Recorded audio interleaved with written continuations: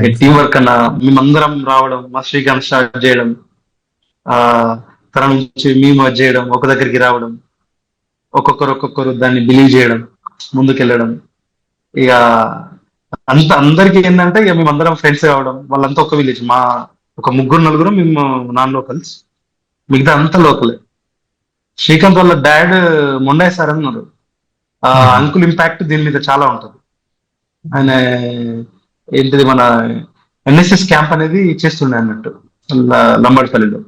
అప్పుడు మేము ఎక్కువ ఇటు వచ్చేవాళ్ళం. సో దాని నుంచి ఆ, ఎక్కువ ఇన్స్పైర్ అయ్యి ఫస్ట్ మేము మా విలేజ్ తోటి "ఓ, అది చేస్తాం ఇది చేస్తాం" అన్న థాట్ అయితే మనకు లేకుండే. ఆ, ఒక మంచి వాళ్ళు చేసే పనులలో మనం ఉందాం, మనకు కూడా ఒక సాటిస్ఫాక్షన్ ఉంటుంది, అది చేస్తుంది ఉండే థాట్ నుంచి మనం క్రియేట్ అయినాం. దాని తర్వాత అవేర్నెస్ వీడియోస్కి వస్తా, దానిలో కొద్దిగా హ్యూమర్ జోడిస్తే ఇంకా ప్లస్ అవుతుంది, ఎక్కువ మందికి వెళ్ళిపోతుంది అనే థాట్ రాను రాను రాను రాను మాకు అందరికి ఒక ఉపాధి లాగా ఏర్పడ్డది. అది మంచి మనసుతోటి ఏదైనా చేస్తే మనకు తిరిగి వస్తుంది అనేది. అది అట్లా మేబీ వచ్చిందేమో. మాకు లంబడిపల్లి విలేజ్ కూడా చాలా సపోర్ట్ చేసింది. ఆ విలేజ్ కూడా మంచి ఎన్వైరన్మెంట్. మేము ఎప్పుడు 2009-10 లో ఒకటి ఫస్ట్ నేను వచ్చింది క్యాంప్ ఇక్కడ సంక్రాంతి పండగ క్యాంప్. అది నా లైఫ్ లో చాలా పెద్ద ఇంపాక్ట్. 7 days ఉంది ఎన్ఎస్ఎస్ క్యాంప్ అని. అది మ్మ్. ఆ, మనకు లైఫ్ లో అసలు మనం నేర్చుకోవాల్సింది చాలా ఉంటది రా బాబు అని చెప్పింది అది.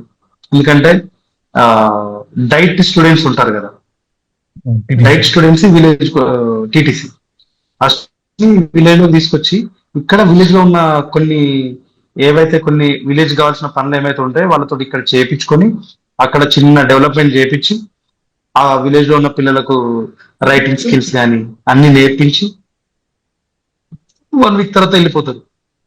మద్యపానం కానీ ధూమపానం కానీ వీటిని ఆ, చేయొద్దు అని చెప్పేసి అని సాయంత్రం పూట పిల్లలందరినీ గ్యాదర్ చేసి కథల్లాగా చెప్పడం, అది చేయడం. ఆ వాటిల్లో మేము పార్టిసిపేట్ చేసినాం ఫస్ట్ టైం. సో అది ఒక కిక్ ఇచ్చింది. అంటే రెగ్యులర్ మనకు బీటెక్ లో ఎట్లుంటది జనరల్ గా ఇల్యూజన్ లో బతుకుతాం కొంత. ఆ, అదొక ఊహా ప్రపంచం టైప్ లో ఉండి ఓ అదే. అది ఇది లేనిపోని ఆ ఒక డిఫరెంట్ ఆరా, ఆ ఆరా నుంచి ఒకేసారి మనల్ని తొక్కి పడేస్తే ఇదిరా రియల్ లైఫ్ అనేది అనిపిస్తుంది కదా. అట్లాంటి ఇంపాక్ట్ క్రియేట్ చేసింది అది. అప్పుడు మా చెప్పాలంటే పర్టికులర్ గా నా లైఫ్ లో శ్రీకాంత్ వాళ్ళ డాడీది పెద్ద పాత్ర, నా ఫ్రెండ్ది కూడా చాలా పెద్ద పాత్ర. ఎందుకంటే వాడు పరిచయం లేకపోతే మనకు ఇదంతా జరిగేది కాదు కదా.